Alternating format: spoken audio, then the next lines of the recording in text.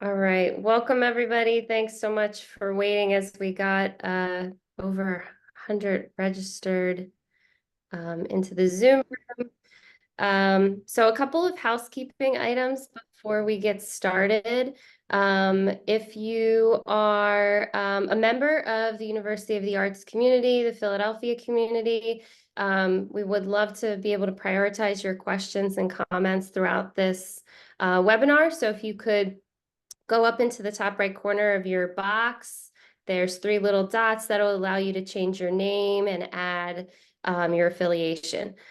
So please take a moment or two to do that if you haven't already.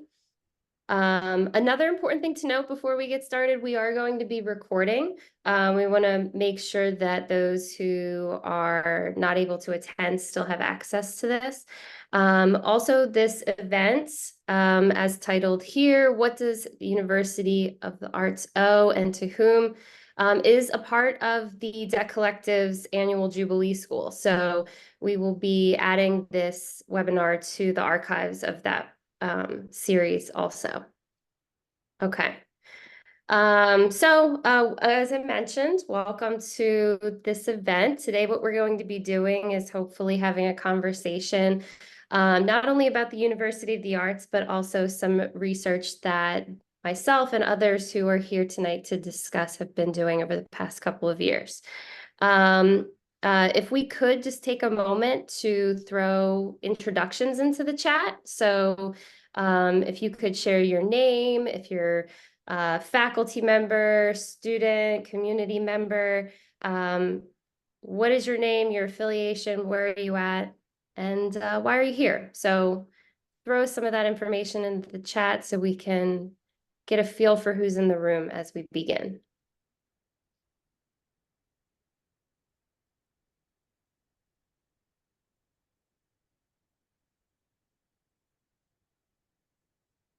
All right. So as everybody in the room does their introductions, I'll do just a brief introduction. My name is Dana Morrison. I'm an associate professor of education, foundations, and policy studies at Westchester University, also resident of Philadelphia, and a member of the Coalition Against Campus Debt. I'm joined by a lot of colleagues and comrades tonight who have been researching and organizing around university financing. Particularly since 2020. So when 2020 hit and so much changed for so many of us in higher education, we got together and we started realizing that a lot of the cuts, the closures, the major impacts that were being felt by faculty, students, staff across the country were part of a larger problem in higher education. So since then, we've been investigating higher education financing, particularly how debt has played a role in this. And what we found is that when atomized, when we looked at these things individually, it's really easy to contribute them to just mismanagement at a particular university. But as you dig deeper, we realize that this is more than mismanagement, that this is a systemic problem.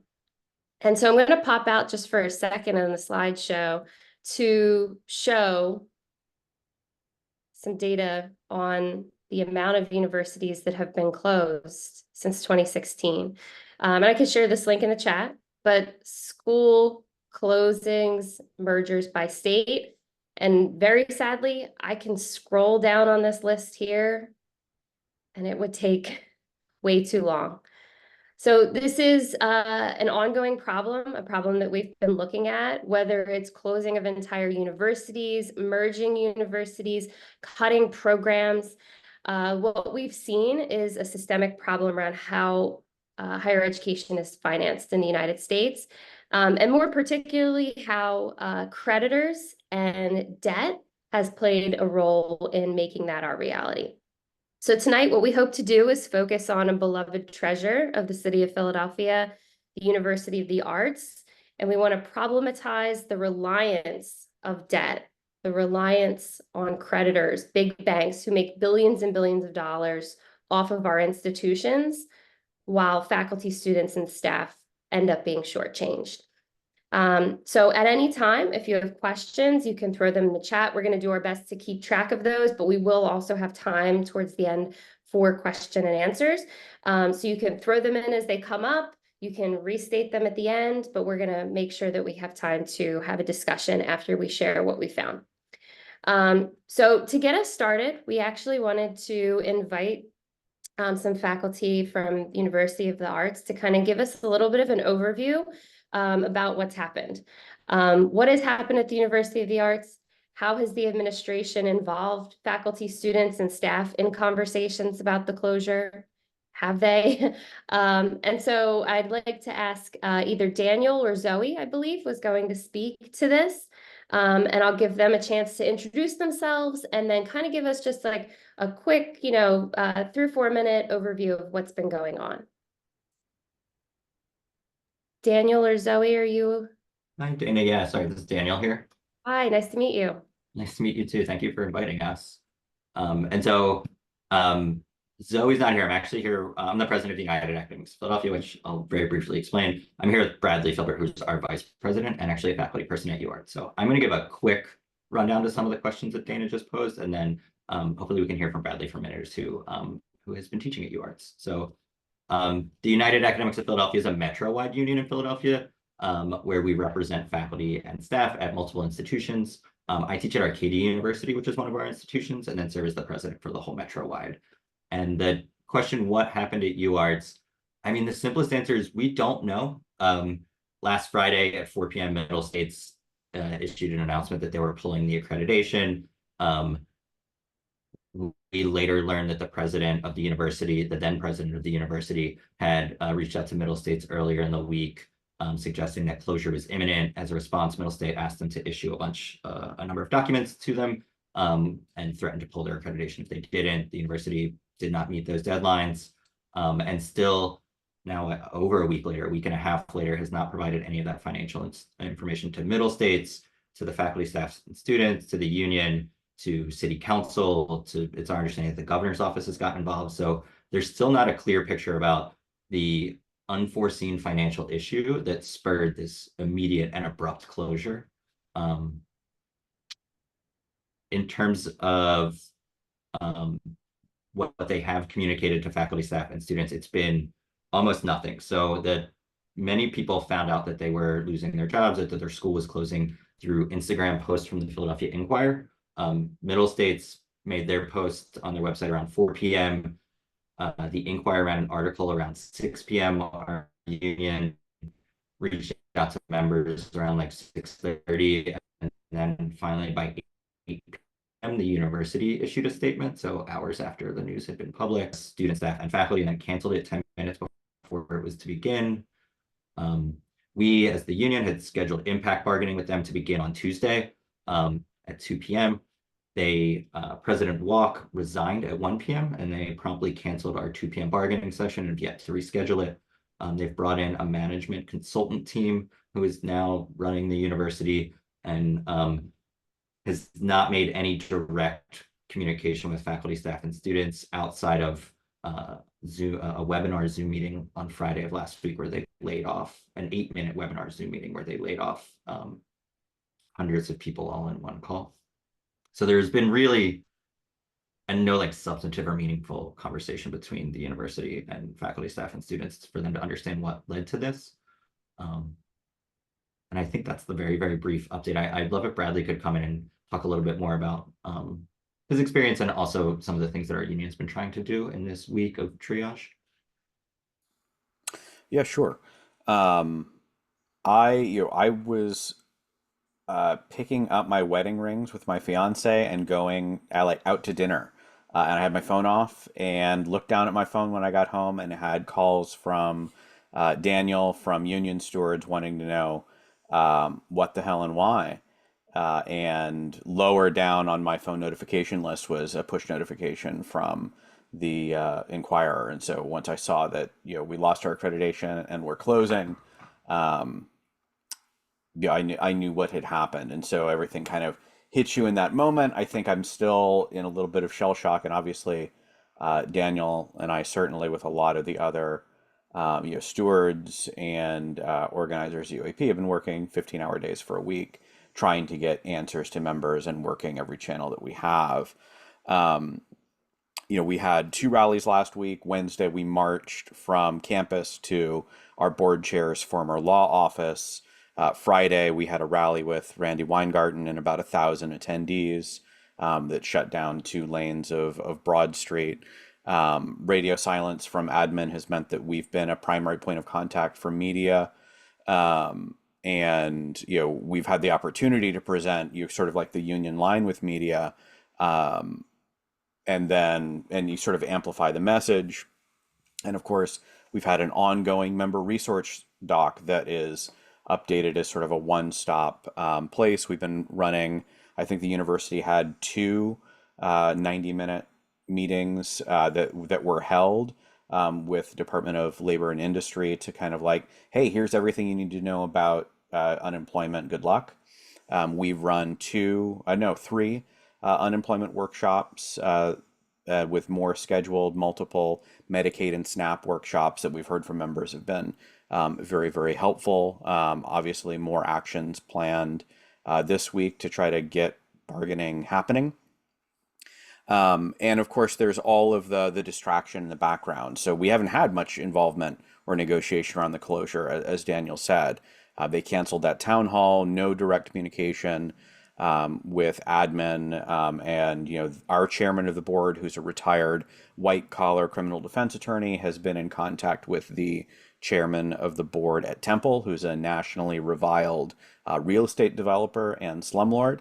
Both of them engaging in merger talks that feel at least as much about image management around their respective situations as anything real.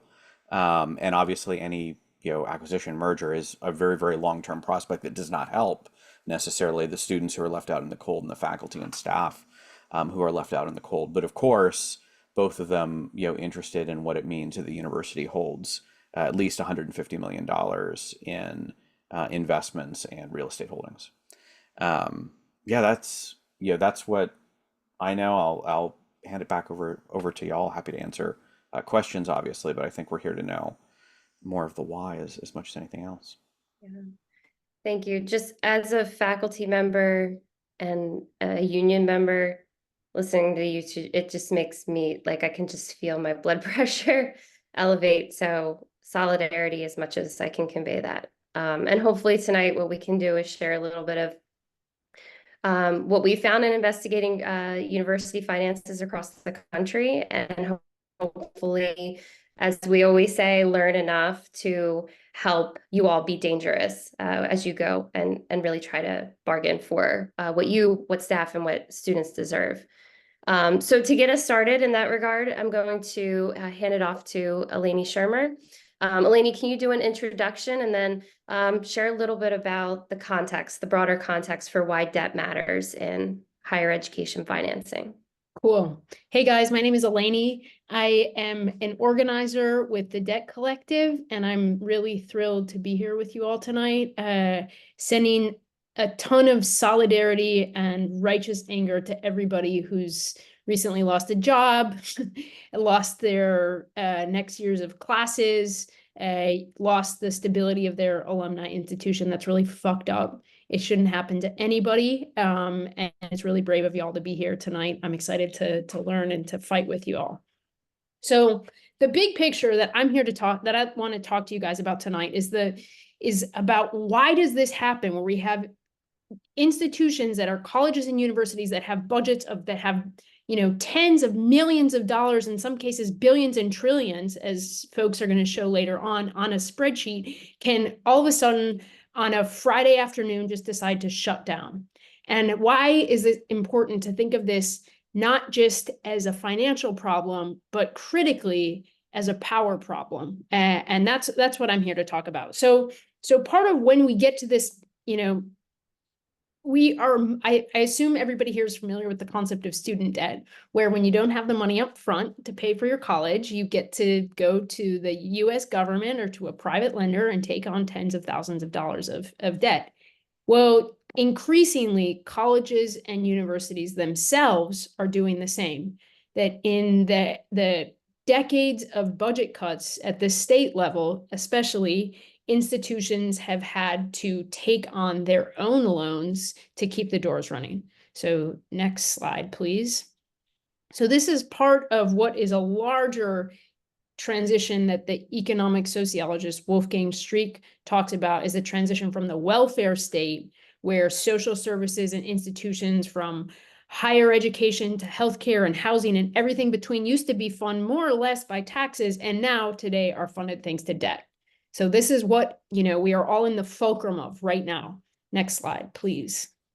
And the thing about debt that is really critical is that we may think of it as a kind of a functional response of like, well, we don't have enough money, what should we do? I guess we should take on debt. And it's kind of a way to bring money into a university. But if it was that simple, we wouldn't have a problem. Debt is also and always a form of extraction, in that it takes resources, whatever money, whatever dollar it gives to a university, it takes back plus in the form of interest, in the form of fees, and fundamentally in the kinds of power relationships that it introduces, this debtor-creditor power relationship in the universities. How can we have a how does that work? So next slide, please. So this kind of extraction, as we can think about it, it's often called debt servicing. So we'll talk about that probably throughout the evening. But that's the term to refer to the amount of money you have borrowed plus the interest and the fees is called debt servicing. So it's also important to know that this is not just a kind of, this is deeply embedded in the system of racial capitalism that we live in, and that debt is, I come from the philosophy of considering debt as a form of racist extraction, that communities of color and individuals of color are financially hit the hardest by debt financing systems, and that debt is a way to drain value from racialized communities. Next slide, please. This is all like, there's whole wings in the library that are written on all of these topics, so forgive my quick gloss. And we should have more conversations down the road about this. And that debt is also like contributed. It's really kind of when we talk about austerity, we have to talk about debt. So we may, in conversations that you all have been in and probably will be in the coming months, there's going to be a lot of conversations about how did this austerity come to be, what were the budget cuts that were happening. And when you think about austerity, like debt is right there. Debt is part of the mechanisms that's driving austerity. And I want to make the case for that in a second. Next slide, please. So to start off, how does this work? So when you have an institution that goes into debt, they become what's called the borrower. And then next slide. The borrower borrows money from banks and investors. Those then become the creditors. And they also work with next slide, please, an intermediary set of institutions that are the underwriters. These kind of function as the matchmakers to make sure that the right creditor, the creditors and the borrowers get matched up together. And there's usually fees and contracts that go along with all of this. The creditors have their own rate that they want, the underwriters get their own cuts and legal fees. Next slide. But what I want to talk about, especially tonight, are the credit raters. So one of the ways that the creditors and the underwriters do their job is determined by the credit raters. So the credit raters are basically scorers. They are scoring how likely a borrower is to default on a loan. And the more likely a borrower is to default on a loan, the lower their credit rating is, and the higher the interest that the creditors and the underwriters negotiate. So it becomes in a university's interest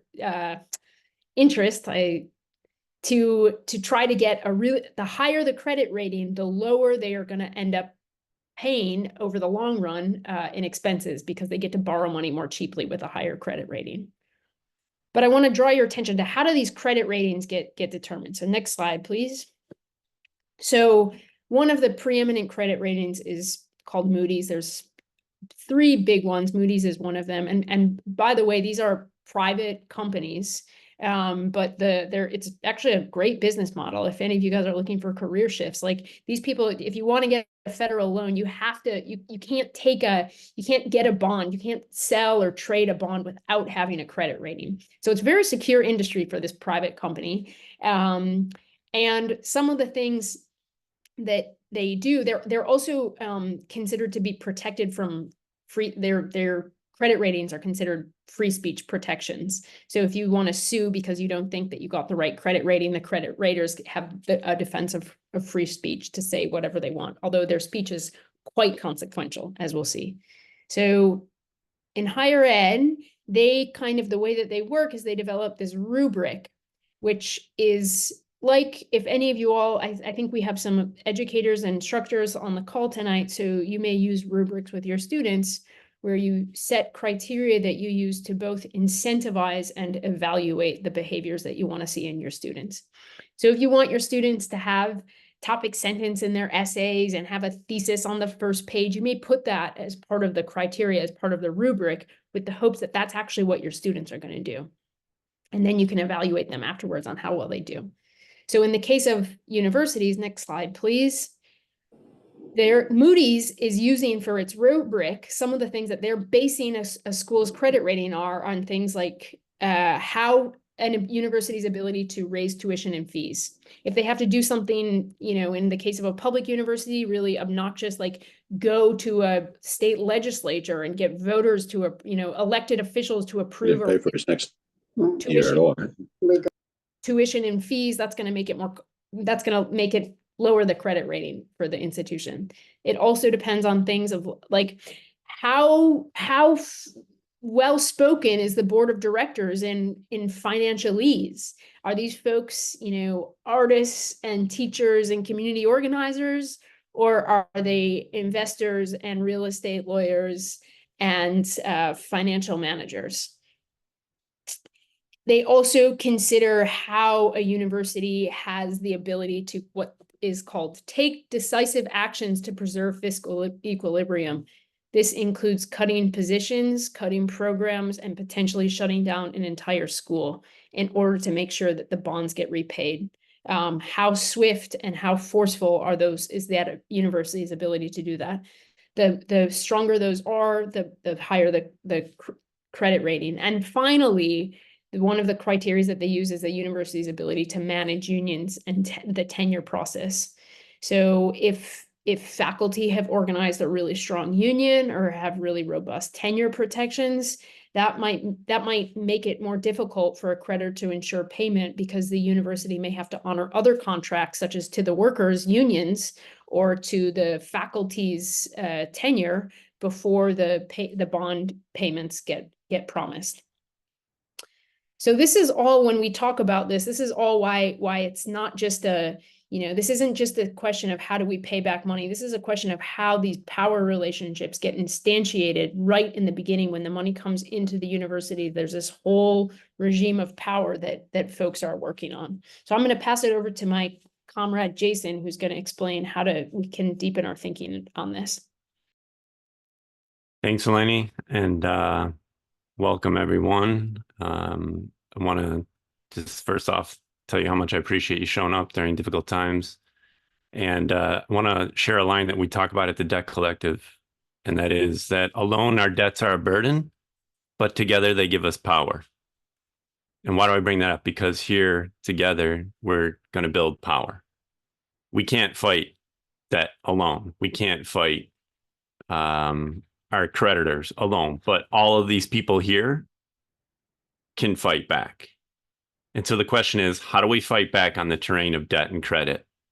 And I want to say something, listening to the comrades from the union speak about some of the stuff y'all are going through. You know who's not going to unemployment workshops right now? You know who's not worrying about healthcare? You know who's not worrying about housing? The creditors. They're not worried about any of that stuff. You want to know why? Because they're going to get their money no matter what. To the tune of, we're pulling from different sources here, around $45–50 million. So the central question is, what would happen if they didn't get that money and it stayed with us, or it stayed with you, the students that are going to be saddled with a bunch of debt? from a university that has closed, the faculty that's going to be worrying about where they're living, where they're working, where they're going to get the next meal, the community members that are losing a treasure, the staff that works day in, day night, where are they going to go work? Why is it, and this is the central question, that without any question, the creditors get paid when everyone else has to take cuts?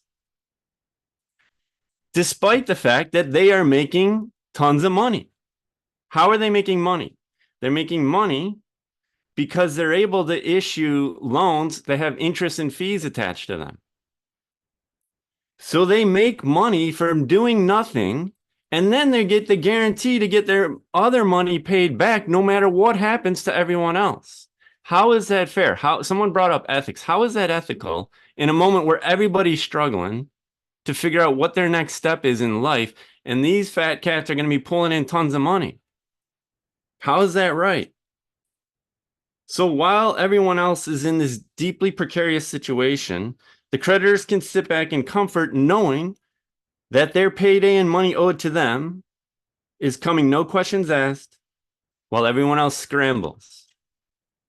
While the obligations to students, to faculty, to staff in the community are not met, we're always forced legally and economically to meet the obligations of the creditor. So how is that fair? How is that ethical? And it shows, again, this power dynamic that Eleni was mentioning. So despite making money off of credit interest, off the interest, off of fees, they're still going to get paid. And so what we're saying here, and this is the key thing that we want to think with everyone about after we get into some more analysis, what we're saying here is, why is this the case? Why is that okay? What would happen if instead of the creditors getting their 45 million, they took what we call a haircut, meaning they took a risk. They provided loans. That was an investment. They collected interest on it. They took a risk. It didn't work for you guys. It didn't work for them. Why are you the only ones that have to suffer from that? How is that fair? So what would happen if rather than serving the creditors, we served each other? We took care of each other, and we took care of the obligations that we owe one another. Imagine how much healthcare, unemployment, food scarcity, housing scarcity assistance we could provide with that $45 million if we clawed it back rather than just hand it over. We could do a lot with that. What could we do for the community rather than for those people that have already made profit? And so to ask these questions, to do the research and analysis that we're going to be doing together, which we're doing now, is to actually make what we call bond covenants or bond agreements sites of struggle.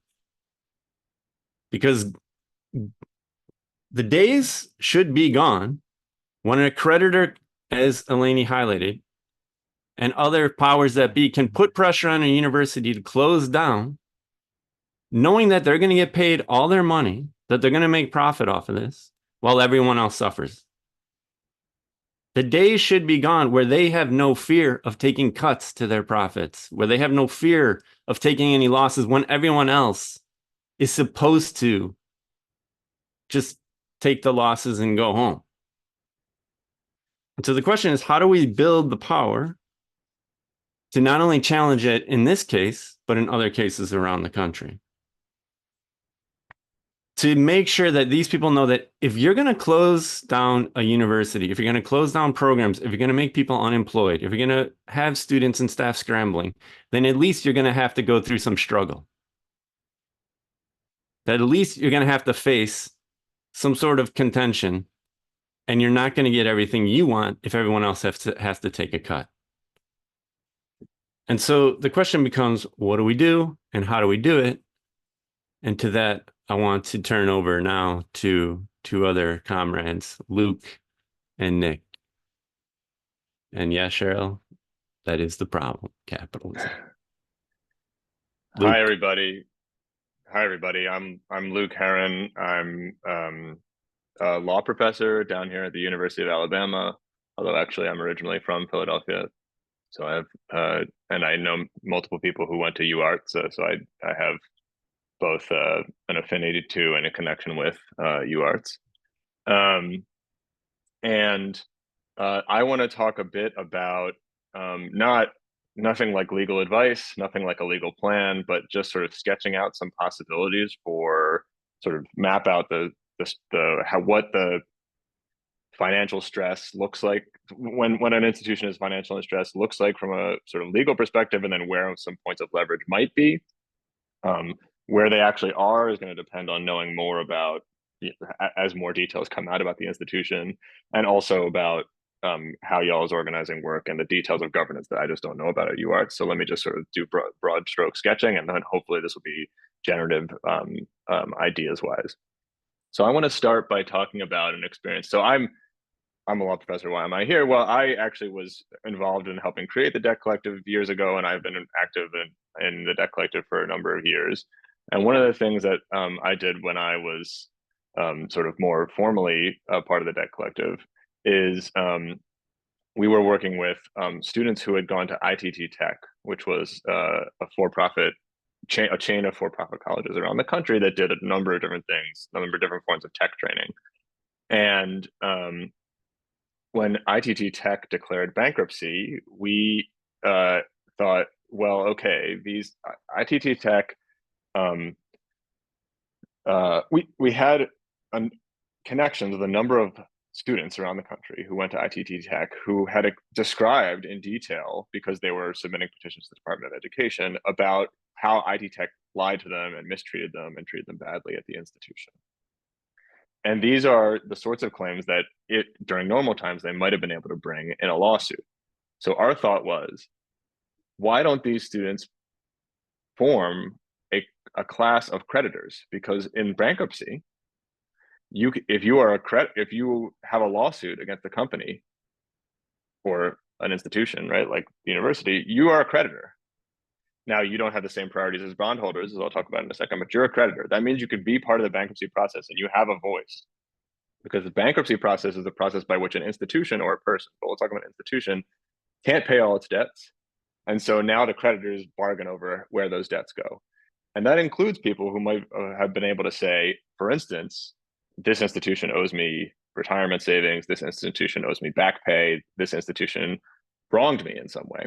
And so we formed a creditor committee, and a number of former ITT Tech students bargained alongside other creditors, including the real estate companies and so on, that had an interest in ITT Tech, and won some money, and also won some statements from the ITT Tech that helped them pursue their claims to the Department of Education. So is there something similar to do here? How can we think sort of generatively about what the parallels might be? So in thinking about that, it's worth sort of providing a little bit of background. As Eleni and Jason usefully highlight, when a creditor gives money to an institution, they don't want to just give money and say, all right, pay me back. They want to have power over the institution to ensure that the institution does things in such a way that the institution is likely to be able to, one, make money, which might mean squeezing other people, cut costs, and so on, and two, pay that money to them rather than other people. And so they do things like take security interests, take a property interest in assets of the institution, and which gives them priority in bankruptcy processes, right? When shit hits the fan and the institution can't pay everybody, creditors usually are secured creditors. They get the first cut at the money. And also, because they have the first cut at the money, they often get the first say in what the institution gets to do now that it's in distress, right? So this is a process that's basically run by creditors and for creditors with some protections for non-creditors. And so in part for that reason, when an institution like UArts is in financial stress, normal governance processes suddenly seem to disappear. Suddenly, it's just between the president or the leadership, right, which is mostly finance people, and bondholders. And they're saying, how do we run this institution in a way that's going to make the most sense? And they might appoint somebody like a trustee or something to run the institution, not for the purpose of running the institution, but for the purpose of making money to the creditors. And so there's general ways that they might run the institution. One is they might think, okay, this institution can possibly remain as a going concern. There's still assets here that we can use, like property, like buildings. And there's still people who work at the university, some of whom we might want to rehire in a different capacity. And there's students who want to go here, like we want to rerun the institution. We want to, we're going to have to modify the structure of debts in some way, right? Some people are going to take a haircut, as Jason says, but it's worth it to us because in the long term, this is going to produce enough money, us, the bondholders, right? And they'll cut costs and run it more in a lean, efficient way. Another sort of way forward is to say, look, we're going to liquidate this institution. This is not going to be a going concern. We don't think it's going to be a going concern. Rather, what we want to do is just take all these assets and all these sources of money, all the sort of student tuition that's been paid and so on, and say, all right, that's just a pot of money. It's not going to be used to pay future things. Now we're going to figure out who that goes to. And I think, so the thought process, I think sort of y'all's thought process and our collective thought process has to be is how to intervene in different forms of those process. I don't know exactly how what the processes look like now, but from y'all perspective, I think the question has to be one, like, does it make sense to try to push UArts into being a going concern, continue to being an institution that can run? And if so, what type of institution would that be? What type of sacrifices are worth making? What type of reprioritization is worth doing? Getting a sort of voice in that process. And then, or the other possibility is, look, if that doesn't work, how do we get paid out? Who should get prioritized? How can we get some payment to faculty and some refunds to students and so on? And in what priority, and how do we think about that relative priorities? So how do you gain leverage in this process? Well, there's a few ways. One is you make it hard for them. So there might be formal ways to get involved, some of which I don't know sort of the internal governance of UArts. But I suspect that it's going to be more likely that you're going to have to find ways to, one, maybe find a way to file a lawsuit against the institution to say you're owed back pay, because then that might allow you to be a creditor, right, in a liquidation process, or it might allow you to exert leverage as a settlement. You say, well, okay, fine, I won't force you to pay me this money as long as you allow me a say in this process of an acquisition that's going to happen, or sort of reorganization that's going to happen, that's going to keep the institution running. Another possibility is gumming up the wheels in other ways. Protests, showing up to meetings and making it possible to meet, getting the governor involved to intervene in the process and say, it's not acceptable. This version of what you're doing is not acceptable. Maybe finding an ally among the creditors or among donors who have some financial interest in the firm, but their first priority isn't necessarily getting that paid off. Maybe they have a relatively small financial interest, but they might have some role in the governance process, and they might be able to be an ally even if they're not fully on board with what you want. Maybe they can express some voice. Those are a few thoughts about how you might get involved. And then I guess the last thought I want to say is, how do you decide between like what the priority is, trying to make this moving forward as a going concern versus trying to sort of figure out how to use existing assets, like where a building should go or who gets paid their retirement pensions, right? Liquidate the concern. And I guess we're going to have to learn more about how much money is there, and can money be clawed back? Was money promised to people on during fraudulent circumstances, and that money can be paid back? And that's going to require further investigation of the financials, maybe consulting with some attorneys and so on. But the more you can find that of money that's already in the estate, or money that's owed the institution, or maybe new sources of money that people aren't currently looking at, or maybe pay cuts people are willing to take, the more likely it is to try to fight to make this institution an ongoing concern in some way. And the harder that's going to be, whether because of existing fraud or not, the more it makes sense to fight to get as much of the money and the assets as possible, and to try to intervene in that process. But either way, it makes sense to find points of leverage. And I sort of mapped a couple of them, and I'm sure there are more to do, but that's sort of just to map the terrain.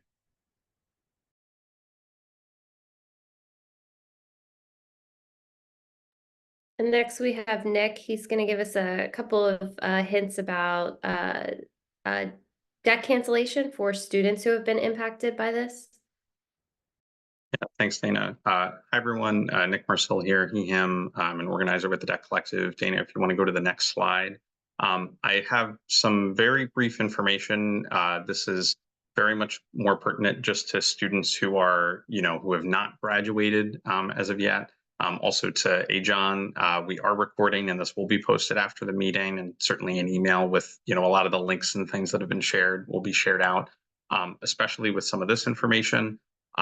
So, currently for those, who, let's say, as an example, that you were a student just this past semester, you have yet to graduate, you were planning to, go to U of Arts, or, for the following semester, you might be eligible for this closed school discharge, which a lot of the times has been used in regards to a lot of for-profit schools that folks might be aware of.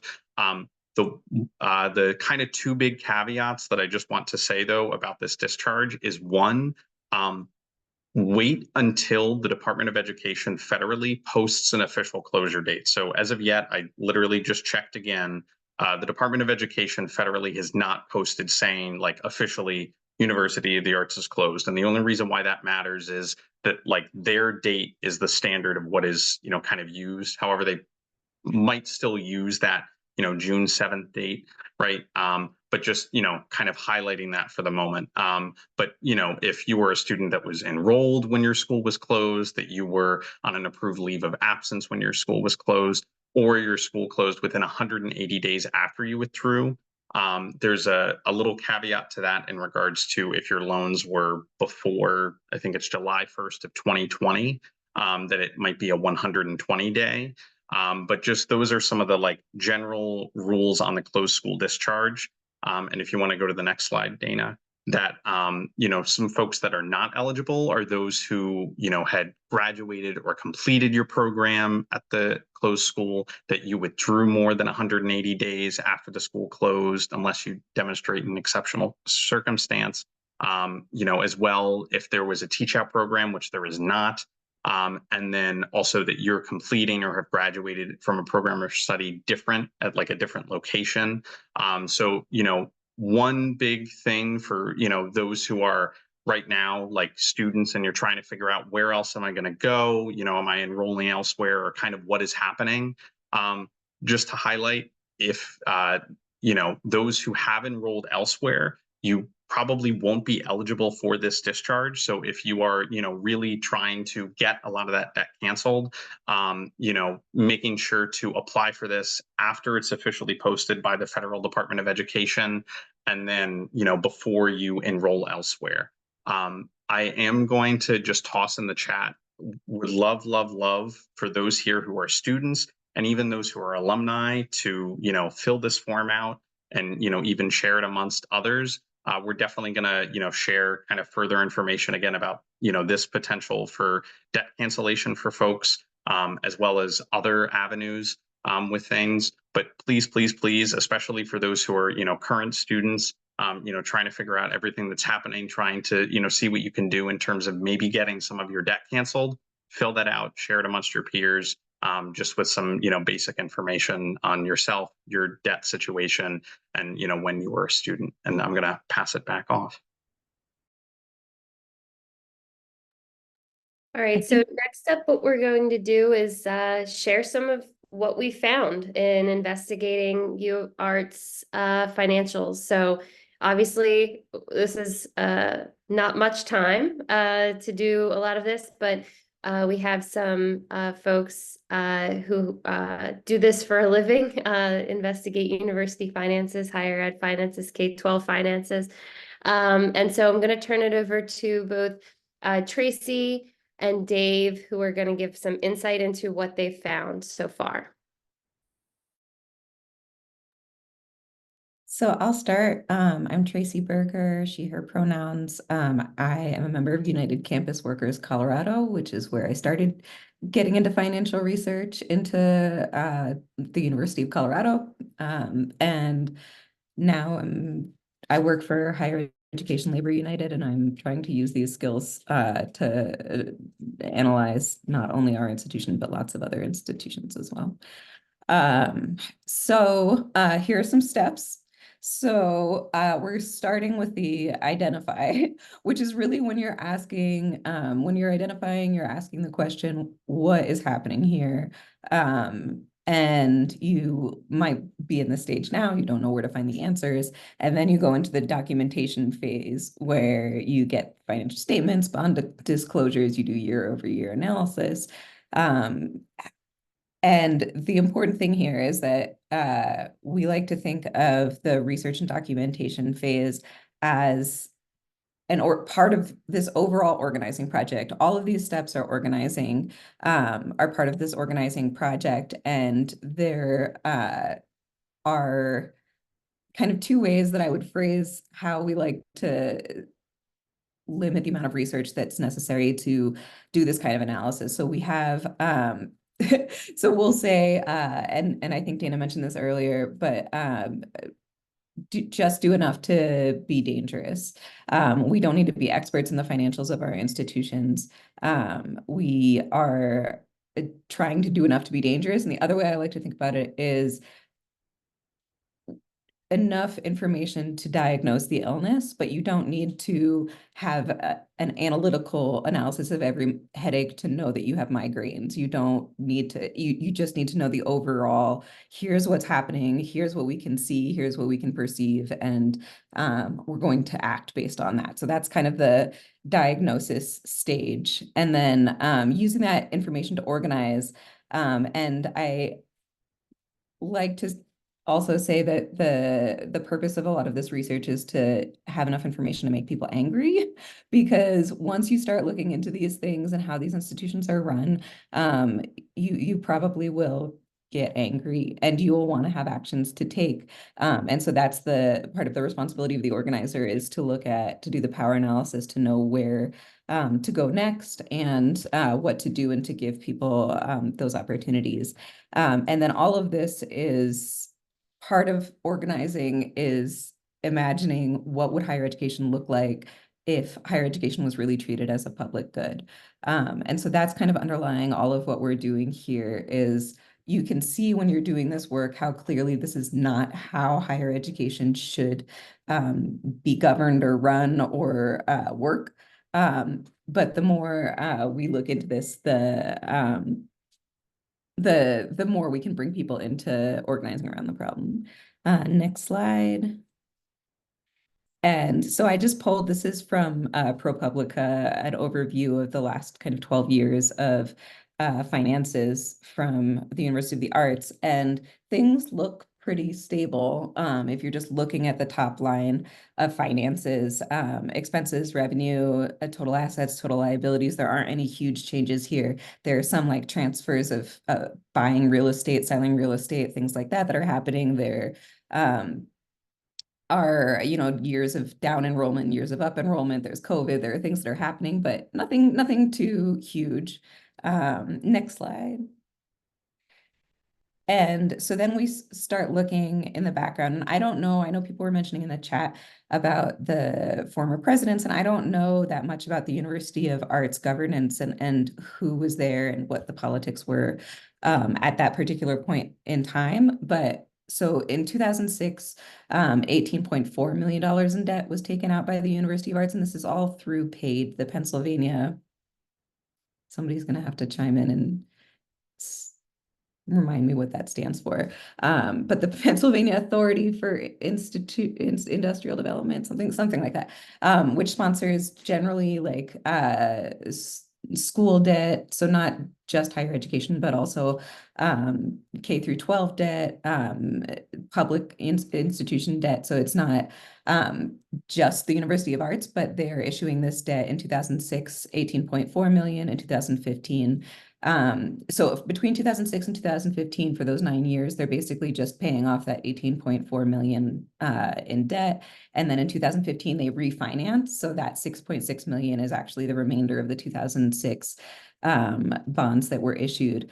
And then in 2017, they take out $51.2 million in new debt. And that has new conditions involved in it, and that's the mortgages and liens. So within this debt, there are, and I can put some documentation in the chat in a minute as well, but they are putting liens on the real estate that the University of Arts holds in downtown Philadelphia.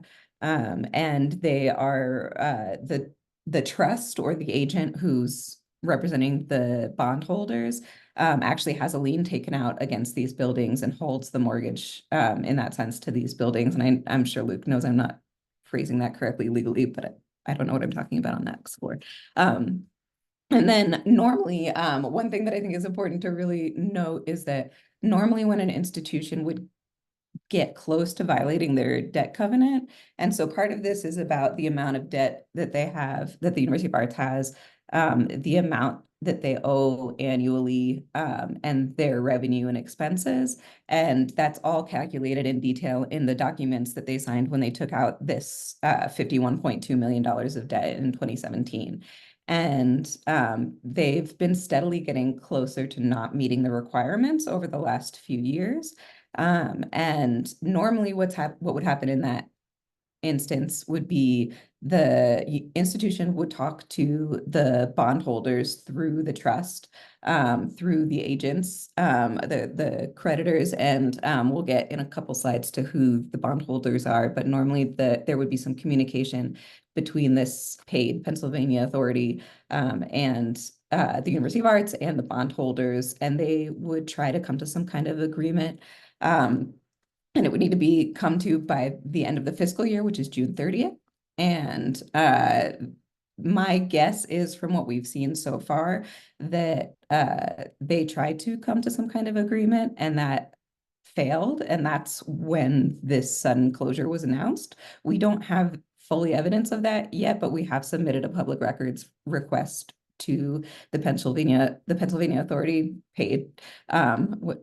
And hopefully they're supposed to respond by July 13th. And we're hoping to see if we can find any communications back and forth between those players and this to see if those communications were happening and what those were.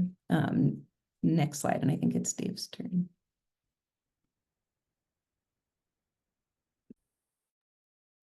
Yes, hi, everyone. My name is Dave Backer. He, him. I'm a professor of education policy at Westchester University outside of Philadelphia. I'm just going to talk a little bit about the question about what did they know and when did they know it. If you remember the trial at Richard Nixon, that famous question. We found a couple documents. My favorite search engine for doing research is emma.msrb.org. That's where you can find a ton of publicly available documents about bond issuance. And we found a couple documents that we just think are interesting, enough to ask some questions and get angry about. I'm going to get to them in a couple in the next slide. The first one is a bond defeasance of around $43 million in bond funds for March 2023. And then there's the strangely high 2024 budget request that we just sort of made our eyebrows go up. And just echoing what Tracy said, we did FOIA, the Philadelphia Authority for Industrial Development, PAID, which has a great acronym there, PAID. We're going to try and figure out what's behind all this, but my eyebrows in particular went up when I saw the dates on some of these documents. So if we go to the next slide.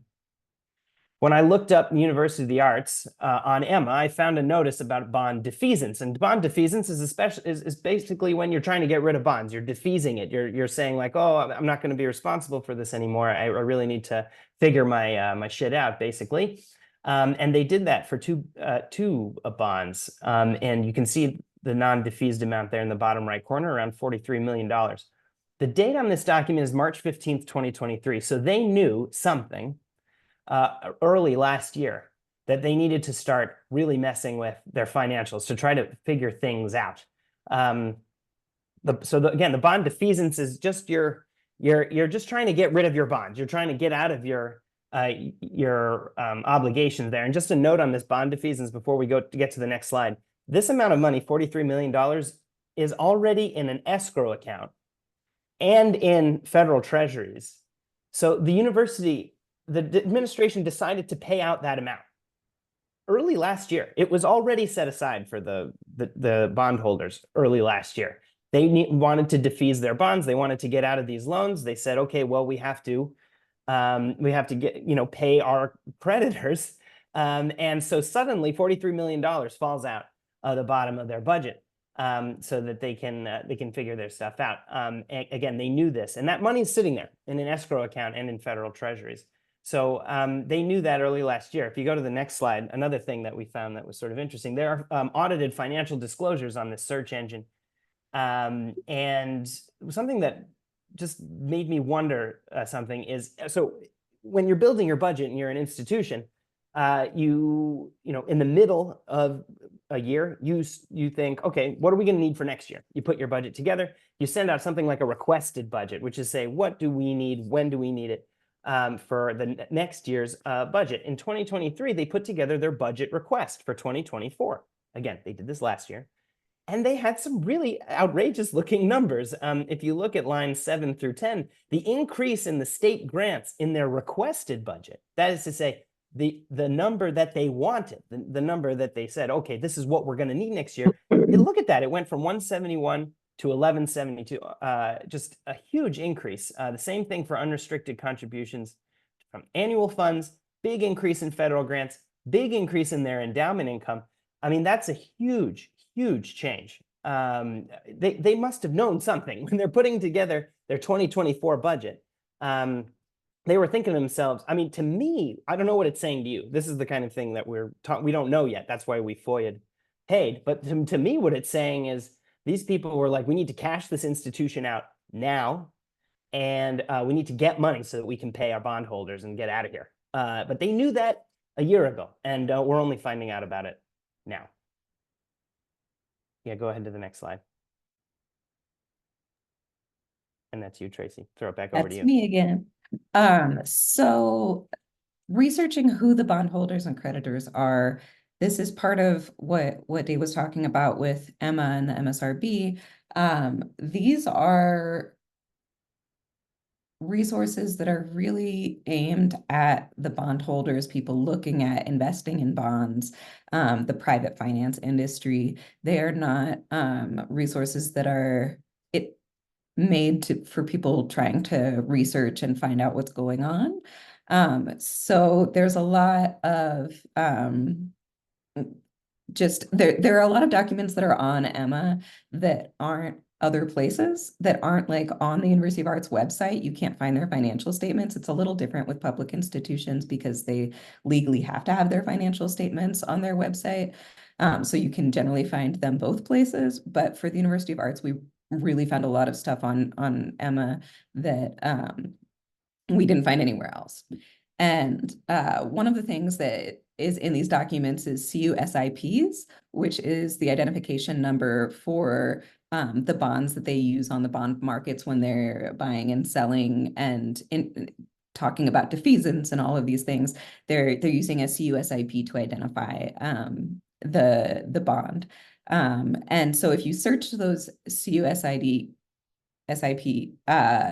numbers, you can find sometimes who has bought and sold these bonds. And sometimes that's also on websites that people who work in private finance have access to through their jobs that we as the public cannot access. So there's some information that we don't have.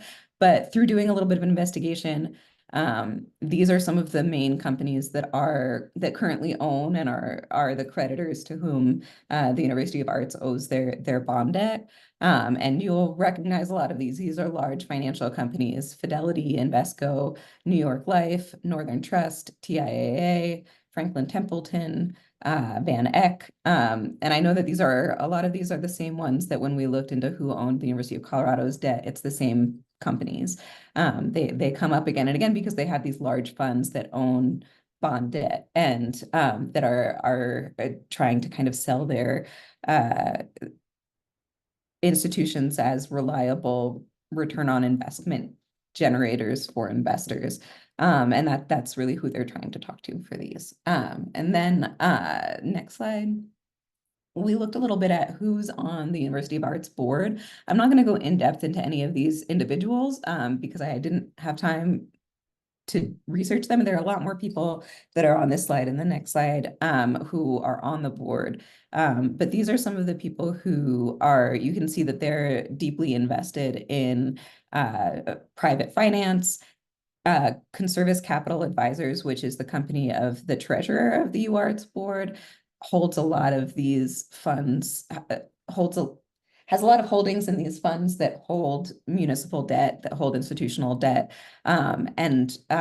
So like that's probably he's probably directly going to be related to UArts debt somehow, but it's hard to get down into those details. So we don't have that information. So I'm just kind of going to show you some of the ways that some of the people who are on the board. So they're involved in private capital investments. They're involved in real estate.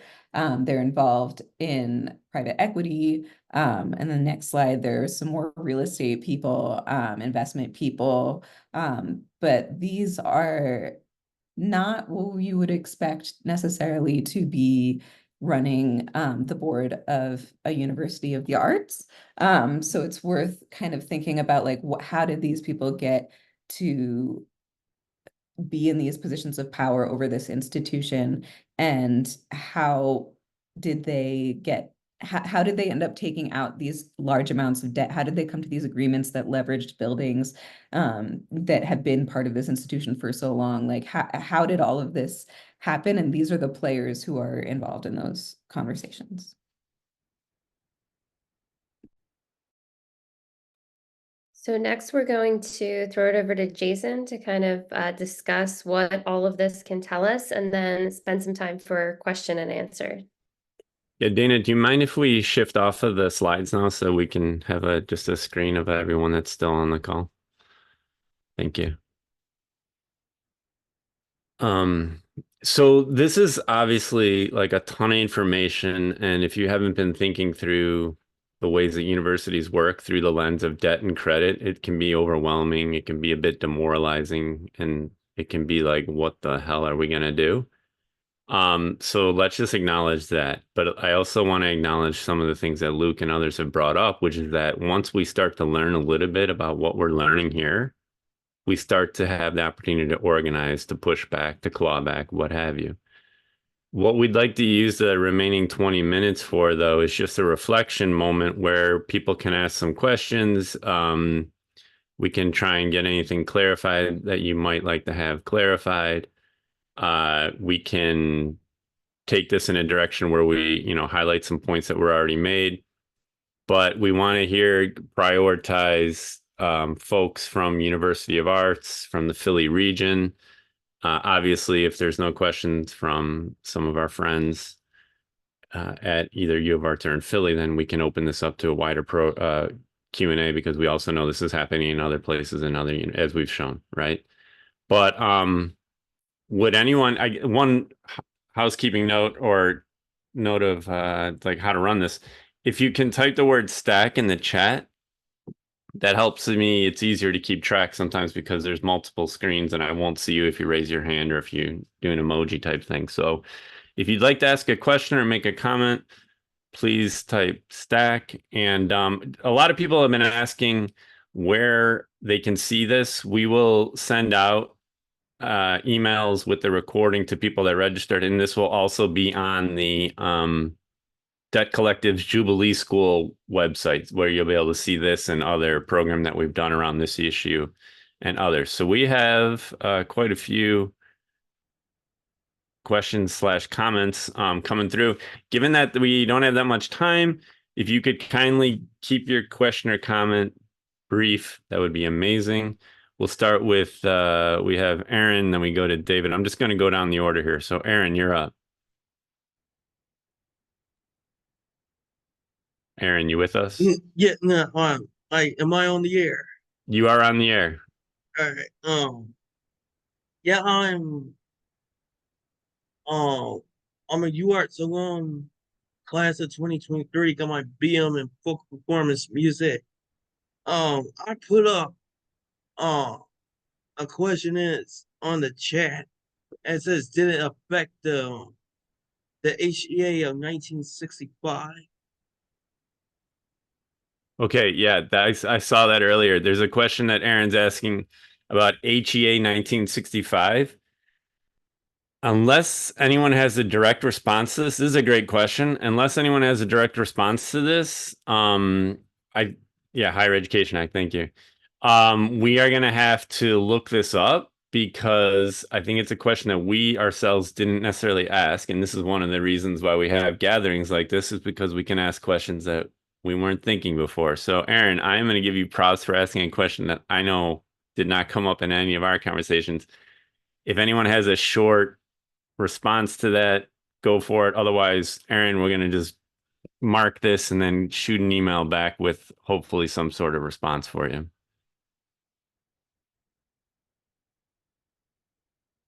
Okay. We will dig into that because that's a good one, Aaron. Thank you. David. Hey, everybody. Thanks for hosting this meeting. It's much appreciated. My primary question, the folks that I've been talking to, the alum and some recent alum, as well as just the stakeholders in general, is when is the final straw? When does the final door close, the final hammer drop, and who gets to make that determination? I mean, I think that the idea that a board at University of the Arts and a president think that it is an administrative decision to shut down a university with thousands of the most creative and influential people in the area shows how little they know and how little they understand the mission and the heart of the school. And I think that's all super inspirational and stuff. But realistically, I'm involved in these conversations because I think that we can rally. I don't think that any of the problems that they have delineated, either alone or in whole, are worthy of closure. They're the types of things that a lot of folks who are competent and who know how to do their jobs and who know how to be on boards could look at each of those issues and say, we can tackle this. We can get lawyers who know things. We can get people who know how to do their jobs. We can get fundraisers, grant writers, folks on board to repair, to fix, to rally. They've done these kinds of things in the past, but I think that for me, I hate to start pointing and saying that something criminal is happening, but there's always something a little fishy when folks want to bail so quickly on what are the same problems that universities across the country are dealing with. That's right. When is the final? When does the final hammer drop that we say it's over? Because I don't think we're anywhere near that. And I think, so David, just to keep things moving along, because there's a lot of people, I think you're absolutely asking a key question here. And part of the answer is in how much resistance can you put up to that closure? I guess I would only add to this something that Luke brought up. What happens if you have some of that $45 million to work with if you're going to, try and kickstart, restart, take back, retake, remake University of the Arts? You're going to need money from somewhere. Why shouldn't it come from the people like the bondholders and the creditors? Where else are you going to get investment from? So I think part of the struggle would be, how do you take some of that back if you want to take, remake, and liberate? Michelle. Hi, do we have any information on any of those boards of trustees members having any direct influence with the bondholders? Because I really feel like if that's the case, it's a huge conflict of interests. Right. Tracy and Dave, do you want to say something about this? Sure. So we don't have any information on those direct contacts. That's part of why we're doing this public information request to see if we can find any direct communications. I think there's also a lot of opportunity for digging deeper into the individual connections and finances of those board members, because we don't know that much. I'm in Colorado. I don't know like the connections of the Philadelphia area. I think that there are a lot of places to dig in and find out where those connections are and if they exist. Because my gut feeling is that may be why they threw the towel in so easily. That's, I think, what David was mentioning in the Yeah, story they that just he was threw the telling. towel in. They didn't even try. Okay. Yeah. Thank so you. just to point out the power of that question, right? Like, what happens if you get enough people asking that question, people in power asking that question, find that. So I think there's power in that question. Let's stick with that one. Tracy, you're up. Yeah, just quickly, I wanted some clarification on the budget. That that was a huge red flag. Who prepares the budget? Who sees the budget? I would assume that our creditor would be privy to that budget. Why didn't they raise an alarm? Yeah, Dave, Tracy, Dana, Elaine, you want to take that? I think that came up. That's a great question. I mean, I can just say initially that institutionally, it's the administration, it's the people in charge of the finances, the budget office, the finance office. They prepare the budget, but they are required to upload financial disclosures into Emma as part of federal securities law. Which is why, when I saw the headline, just like everyone else, and then I decided to look it up in Emma, I saw these documents and that they'd been uploaded more than a year ago.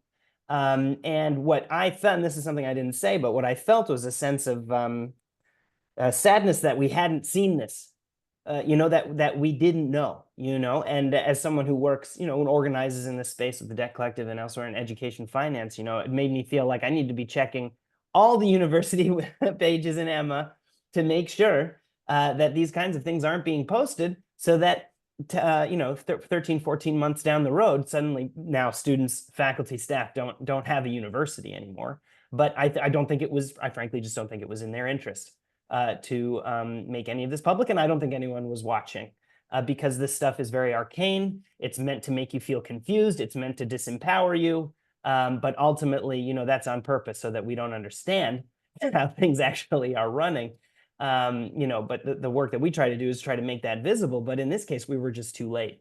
And I think to some degree, it's a lesson to those of us who are organizing around higher education and generally education finance, that we need to be vigilant and be watching these things so we can catch them when they happen. Exactly right. It also the question of shared governance, right? Like, why aren't those who are impacted by this being shown these documents? Why aren't they involved in the conversations about this? We always have to ask that question. Excuse if I mispronounce, but I think it's Ajon.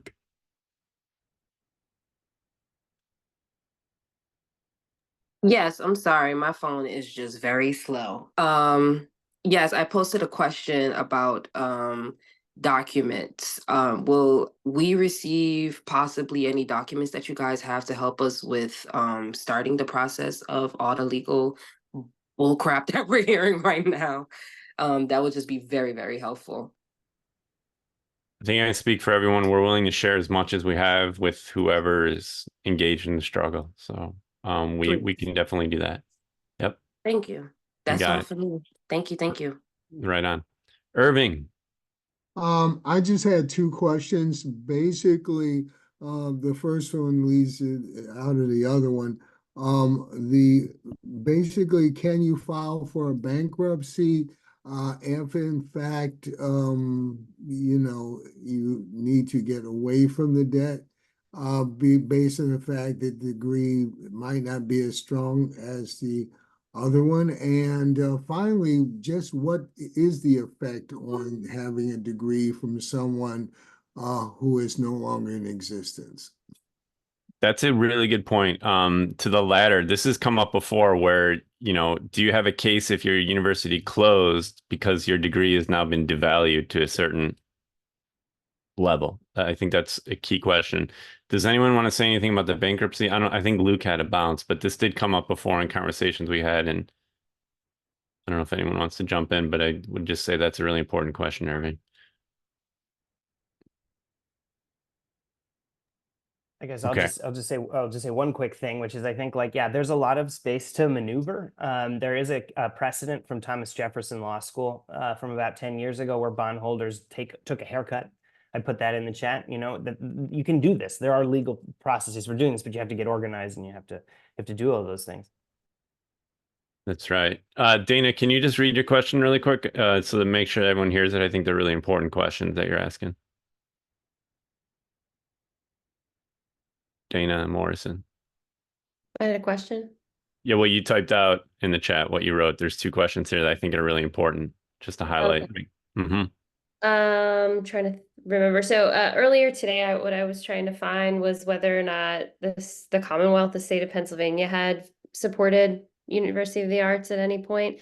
And I went back into different budgets And what I saw was, it wasn't a ton of money, but there was over $1 million at some point as a line item in the Pennsylvania budget. And then over time that like dwindled down to like, $100,000. And then after 2010, 2011, it disappeared completely as a line item, which was, of course, when Tom Corbett had made historic budget cuts to education, among many, many other things in the state of Pennsylvania.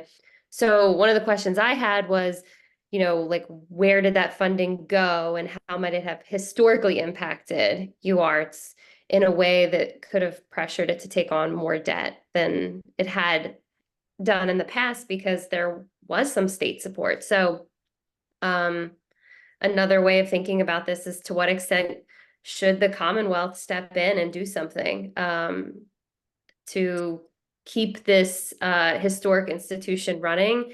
What are the options? And so we can also think about not only making demands on like creditors and other things like that, but also making demands on our public officials and the state of Pennsylvania, the city of Philadelphia, to see what options might exist for potentially bringing the University of Arts into public sphere. Yeah, Dana, that's huge. And we all know that, people, the government's bailed out corporations and banks before in the past, right?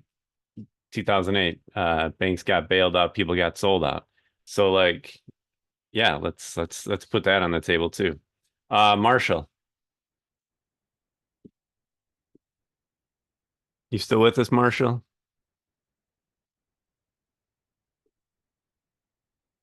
All right. If you come back, let us know. Sydney. Sydney Davis. Okay. Susan, you had the same question as Sydney, so do you want to ask it?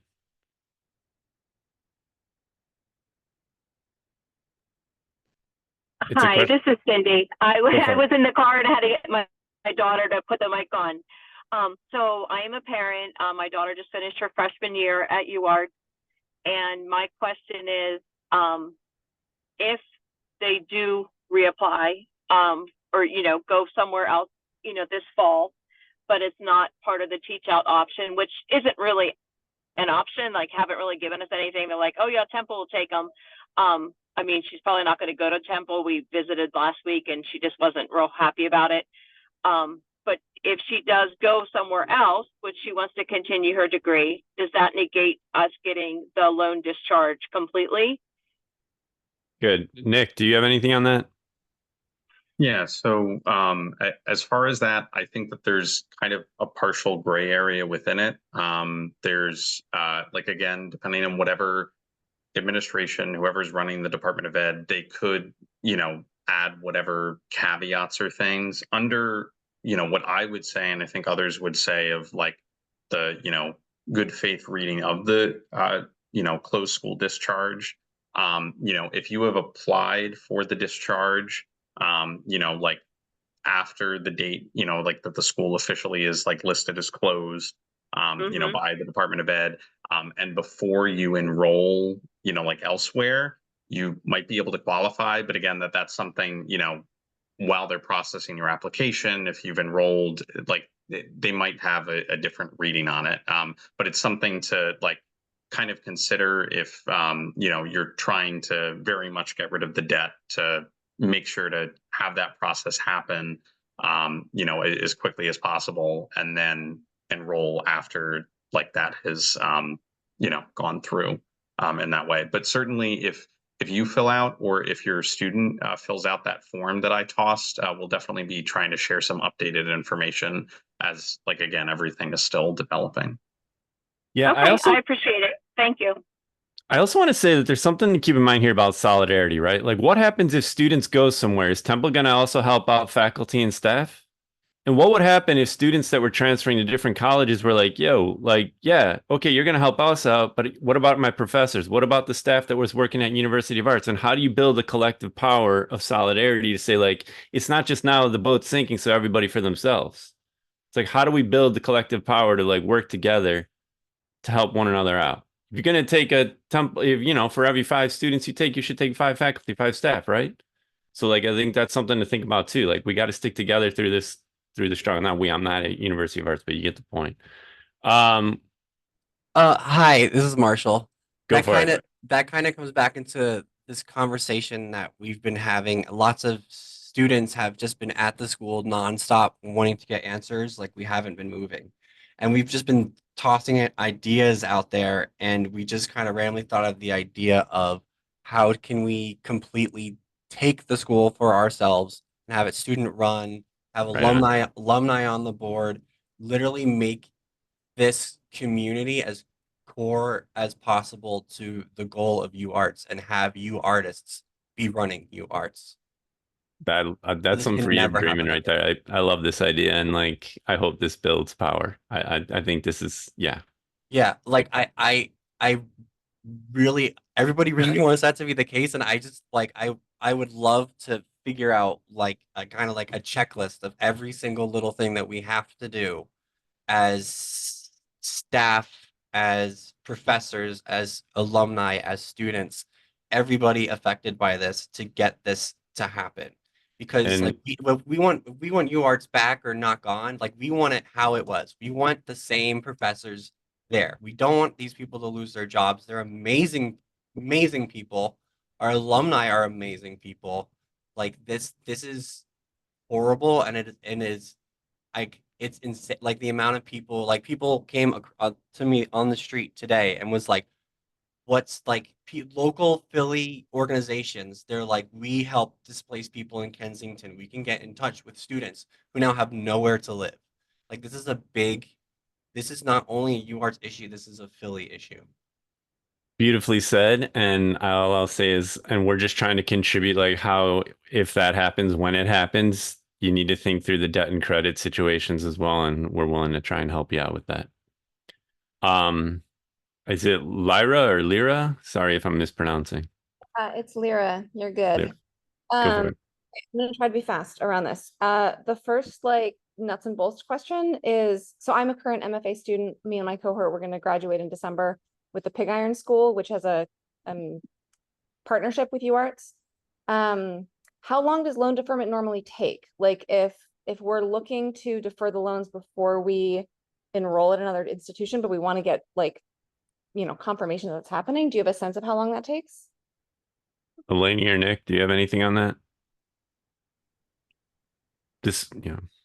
Yeah, I don't have anything specific off the top of my head, Lyra, but again, I would fill out that form because I can certainly try to share some further information to folks, again, who either are like, you know, students who are, you know, just like past alum, you know, kind of stuff in that way. And just to sort of answer on like similar things, I know someone's asking about borrower defense. Again, there are so many different things when it comes to student loans. Borrower defense is another way in which a lot of folks, you know, try to get cancellation, especially for predatory for-profit schools. That process, however, a lot of the times can take a while. And, you know, similarly, something like that as far as deferment. But I will try to get back to you later. There is also, Lyra, you put a question in the chat about possibly getting a refund. There is a precedent where the department does issue refunds for borrowers who've been defrauded, such as potentially University of Arts, like if we can make that case. So it's not impossible that it could happen, but it does take a long time and probably will demand a lot of organizing. Okay. The other thing I'll add to that is that there are states that have student tuition recovery funds that are designed for this. Like if you pay tuition out of pocket. So I would just like shout out to the chat about people who are like wanting to put pressure on Pennsylvania to create one. I don't think they have one right now. There was a bill in like 2015 or 13 that was supposed to happen that didn't end up happening. Okay, so then I just want to speak to the solidarity question or comment. So Pig Iron, the program that I'm a part of, is separate from UArts physically. We have our own studios, we have our own faculty, we have our own pedagogy. UArts hired Pig Iron to be their MFA in like 2015. So we're kind of a separate entity. You know, as a side, UArts owes Pig Iron $300,000 at this point. That they were, you know, unpaid costs. But I'm feeling really awesome about going forward wherever we end up because I have faculty, staff, space, and students all together in terms of solidarity. And so it feels like not only do I feel supported and held and that we have a lot more power? But my pedagogy is going to continue. I entered this program for a very particular kind of training, and that's going to continue. And so the more I can like cheer on or help support other departments in saying like, we are still a package. This students, these faculty, these staff, we know what we're doing. We have an immense amount of knowledge. We already work together as a collective. Like that can move forward as a package deal, I think is something to support. And then the last thing I want to say is there is precedent for students and faculty taking over university. In the 70s, Prescott College, where my mother went, actually, she was like, this happens all the time. And I was like, this does not happen all the time. It happens to you and to me. It closed overnight. They had a bunch of money embezzled and they literally closed in a day. That was in December. And in January, the faculty and students started in a hotel basement. And they are currently an accredited school that's actually absorbed 2 other universities.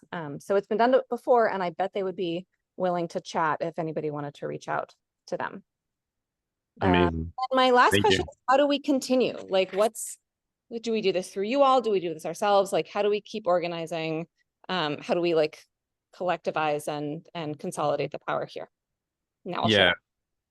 Thank you so much. I'll just say we were a little bit afraid that question was going to come up because it is a local issue, a University of the Arts question. Our idea here was just to try and help think through some things. I do think that after this is over, we can, the crew that helped organize this debt collective, et cetera, can obviously think about what could we do to help out. But please get in touch with us as things progress. But I do think a part of the large question is like, what do you Arts Philly folks, et cetera, want to do?